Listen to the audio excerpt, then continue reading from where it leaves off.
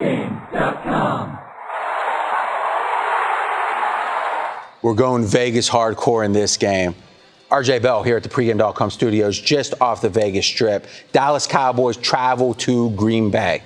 Don't want a side. I don't want a total. I want a hardcore exotic winner. But listen, Fez, I want to please you, right? So that's the key here. We're going with Green Bay in the first half.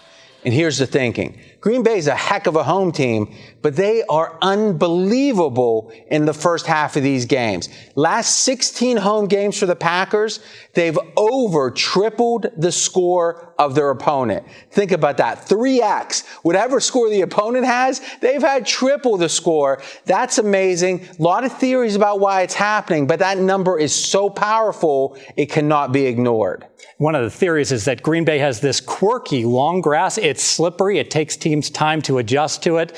And by the time you get the right cleats, you're already down 14 at halftime. Yeah, if they're changing cleats or if they're not. But in the NFL, it's a matter of inches. So if it's just being a little less comfortable with your cuts, that's super meaningful. And I think you're right. There's less grass these days across the whole league. And the Lambeau grass is especially quirky. I'm not even sure if that's the reason, but the numbers just back it up in such a way you can't ignore it. Right, and the reason might be McCarthy might get super conservative in the second half. We saw him run the ball an awful lot when he got leads earlier this year in games, and the margins got closer and closer. First half looks safer. Your second major point.